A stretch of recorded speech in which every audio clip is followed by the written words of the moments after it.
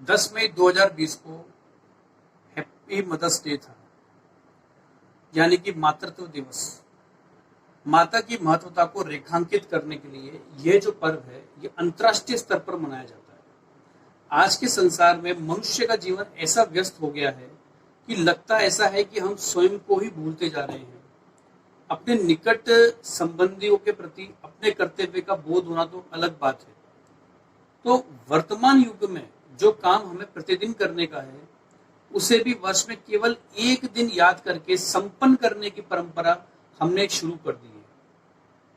जबकि वैदिक धर्म और वैदिक संस्कृति में मनुष्य को 5 अनिवार्य दैनिक कार्य करने ही करने हैं।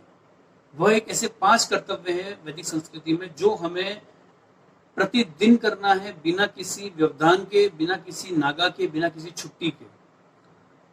तो ये जो 5 कार्य हैं, ये जो कर्म है, वह है संध्या यानी कि ब्रह्म यज्ञ, संध्या जिसको बोलते हैं। दूसरा है अग्निहोत्र या फिर कहें देव यज्ञ। तीसरा है पितृ यज्ञ। चौथा है अतिथि यज्ञ और 5वां है बलि वैश्वदेव यज्ञ। जो पितृ यज्ञ है उसमें हमें माता पिता एवं घर के वृद्ध का, या जो भी हमारे घर में जो भी हमसे बड़े हैं, उन सभी का मान सम्मान, आज्ञा पालन, उनका भोजन, वस्त्र और औषध आदि से उनको संतुष्ट रखना, इस तरीके के कर्तव्य उसमें सम्मिलित है पितृ यज्ञ में। ये हमें डेली का डेली करना है।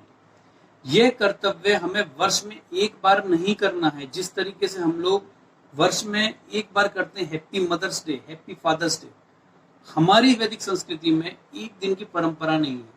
हमारी संस्कृति में रोज के ही ये परंपरा है।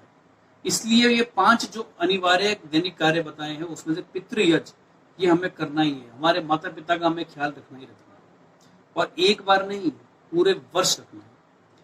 तो धन्य है हमारे ऋषि मुनि कि जिन्होंने सृष्टि के आरंभ से ही, वेद जब आया था हमारे पास, तो सृष्टि के आरंभ से ही इन्होंने, ऋषि मुनियों ने माता और पिता का प्रतिदिन सम्मान करने का विधान उन्होंने रखा था।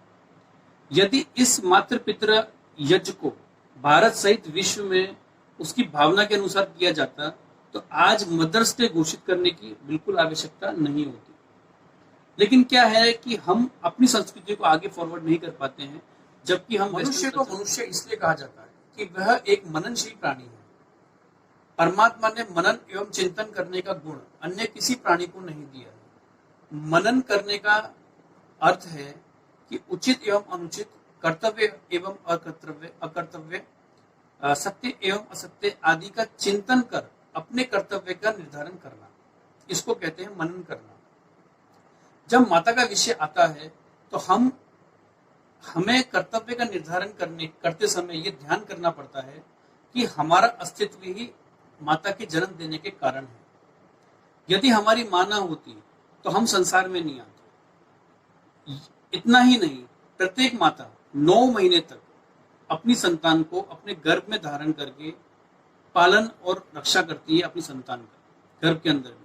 इस कार्य में उन्हें अनेक प्रकार के कष्ट सहने पड़ते हैं, जिसमें प्रसव पीड़ा, जिसको लेबर पेन बोलते हैं, वो तो बहुत ही फेमस है कि कितना गंदा पेन होता है, वह एक माता ही झेल सकती है। सच में संतान का जन्म हो जाने पर कई वर्षों तक संतान अपना काम नहीं कर पाती।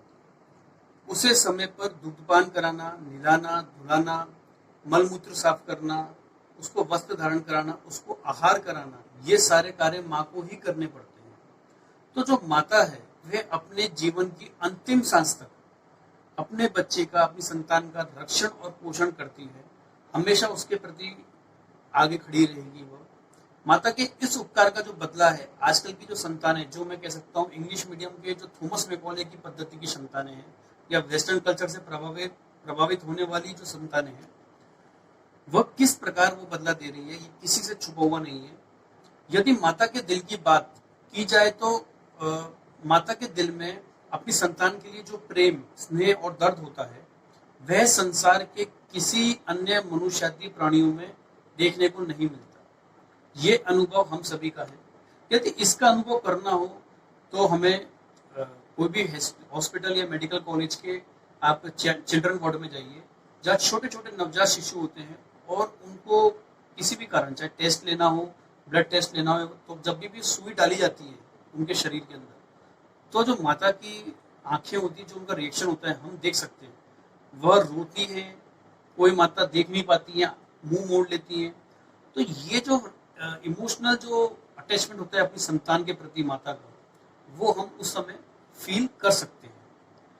तो इस तरीके की जो ये ऋण है, माताओं की जो ये भावनाएं हैं, इन भावना का जो ऋण है वह संतान पर जो होता है, तो इसे दुनिया की कोई भी संतान कुछ भी कर ले, लेकिन वह कभी भी उस ऋण को चुका नहीं सकती। ये बहुत बड़ा हम पे कर्जा है, बोझ है, कि जो माता हमारे लिए करती है, वह बोझ, वह कर्जा हम जिंदगी में कितना भी कर ले अपने माता पिता के लिए, हम उसको नहीं चुका सकते। इतना होने पर भी आज के टाइम पे समाज में ये देखा जाता है कि खासकर जो इंग्लिश पद्धति से पढ़े हुए लोग हैं, जो मैं आपको कहता हूँ इंग्लिश पद्धति का मतलब थॉमस मैकॉले की शिक्षा पद्धति से पढ़े हुए लोग, याद रखिए, वैदिक संस्कृति में अगर पढ़ा हुआ बच्चा हो, गुरुकुल से पढ़ा हुआ छात्र हो, वह कभी भी इस तरीके की भावना अपनी माता के प्रति नहीं रखेगा। लेकिन ये एक फैक्ट है कि थॉमस मैकॉले की पद्धति से पढ़े हुए जो बच्चे हैं, वह अपने माता पिता के साथ आज के टाइम पे क्या कर रहे हैं, ये हम क्लियरली देख सकते हैं। मैं ये कहूंगा कि हम हर 10 घर को अगर रेंडमली निकालेंगे, तो हर 10 घर में से 7 बच्चे जो थॉमस मैकॉले के बच्चे के जो पद्धति के पढ़े होंगे, वह अपने माता पिता के साथ कैसा व्यवहार करते हैं, आज के टाइम पे हम क्लियरली देख सकते हैं। यह चीज बिल्कुल भी नहीं छुपी है। तो इस पद्धति के जो स्कूलों से या कॉलेजों से पढ़े हुए लोग हैं, जो अपने आप को बहुत ज्यादा एजुकेटेड कहते हैं, या ओवर एजुकेटेड कहते हैं, या सोफिस्टिकेटेड कहते हैं, या बहुत ज्यादा हाई क्लास अपने आप को समझते हैं, ऐसे लोग जो धन संपत्ति वाले हैं, जो स्त्री एवं पुरुष जो दंपति हैं जिनके पास बहुत पैसा है, तो वह अपने माता पिता के प्रति जो तिरस्कार और अपमान का व्यवहार रखते हैं, वह हमें आराम से देखने को मिलता है। तो माता पिता की उपेक्षा एवं तिरस्कार की जो प्रवृत्ति है, वह अमानवीय कार्य तो है ही, लेकिन साथ में ये बड़ी कृतज्ञता रूपी ये जान लेना चाहिए कि संसार में कृतज्ञता से बड़ा कोई पाप नहीं है। ऐसा ही पाप मनुष्य इस संसार एवं अपने उत्पत्तिकर्ता ईश्वर के सत्य एवं यथार्थ स्वरूप को जानने का प्रयत्न ना करके और उसकी स्तुति, प्रार्थना, उपासना आदि ना करके करते हैं। जैसे कि हम वेद विरुद्ध जो कार्य कर रहे हैं, हम शायद जानते भी, हम सुनते भी हैं, लेकिन फिर भी हम वेद विरुद्ध कार्य करते हैं। तो ये भी एक तरीके से कृतज्ञता बड़ा एकदम पाप कार्य हम कर रहे हैं, क्योंकि उसका हमें कोई फल नहीं मिलने वाला है। इसलिए माता पिता सभी संतानों के लिए सदैव पूज्य हैं। सभी संतानों को श्रद्धा एवं भक्ति से उनकी सेवा, निस्वार्थ और स्तुति, प्रार्थना और उपासना हमेशा करनी चाहिए, जिससे कि उनके स्वयं के वृद्धावस्था तक पहुंचने पर उनकी संतानें उनकी देखभाल और सेवा आदि करें। माता और संतान, कुछ उदाहरणों पर भी विचार करते हैं ऐसे विषय के, कि माता और संतान के विषय के जो उदाहरण है हम देखते हैं कि सुना जाता है कि शंकराचार्य जी जब बालक थे तो पिता का साया उन पर नहीं था, माता उनकी पालन किया करती थी। शंकराचार्य जी वैराग्य हो गए थे, वे संन्यास लेना चाहते थे। एक माता जिसकी एक ही संतान हो, तो वो कैसे अपने बच्चे को संन्यास में छोड़ सकती है या उनको संन्यास देने की अनुमति दे सकती है। ये बताया जाता है कि माँ को मनाने के लिए शंकराचार्य जी एक नदी में स्नान करने के लिए गए, माता को भी साथ ले गए। वहां उन्होंने स्नान करते हुए समय माता को पुकारा और कहा कि एक मगरमच्छ ने उनका पैर पकड़ रखा है। ये कहता है कि संन्यास ले ले, नहीं तो वे मुझे खा जाएगा। हम अनुभव करते हैं कि उनकी माता बहुत भोली रही होगी, ऐसा एक बार सोच के देखते हैं। तो संतान के हित को सर्वोपरि ध्यान रख के शंकराचार्य जी को उन्होंने संन्यास की आज्ञा दे दी, ये सोच के कि मेरे बच्चे का पैर वो मगरमच्छ तुरंत का तुरंत छोड़ देगा। और शंकराचार्य जी ने अपनी माता से इस तरीके से छल करके उनकी हान मनवा ली संन्यास के लिए। तो संन्यास के हित को सर्वोपरि रखकर उन्होंने शंकराचार्य जी को संन्यास लेने की आज्ञा दे दी। तो इस घटना से यह सिद्ध है कि संतान के हित के लिए माता अपने इष्ट और अपनी इच्छा को भी परवान चढ़ा सकती है। बस संतान खुश होना चाहिए, संतान खुश रहनी चाहिए, वही माता का एक मोटिव होता है। इसी सब्जेक्ट में हमको महर्षि मनु और महर्षि दयानंद सरस्वती जी, जो हमारे आधुनिक काल के ऋषि रहे हैं, और महर्षि मनु जो हमारे आदिकाल से रहे हुए हैं, तो उनके भी जो ग्रंथ है मनुस्मृति, महाराज मनु का, तो उसमें भी ये लिखा हुआ है नारी के लिए कि यत्र नार्यस्तु पूज्यन्ते रमन्ते तत्र देवता, अर्थात जहां नारियों की पूजा होती है वहां देवता का वास होता है। तो महर्षि मनु का आशय यही है कि जहां पर मातृशक्ति का सभी आदर करते हैं, वहां पर विद्वान, बुद्धिमान, ऋषि, मुनि, ज्ञानी, वैज्ञानिक उत्पन्न होते हैं और निवास करते हैं। ये सभी अर्थ देवता शब्द के अभिप्रेत हैं। महर्षि दयानंद के समय में मातृशक्ति का घोर निरादर होता था।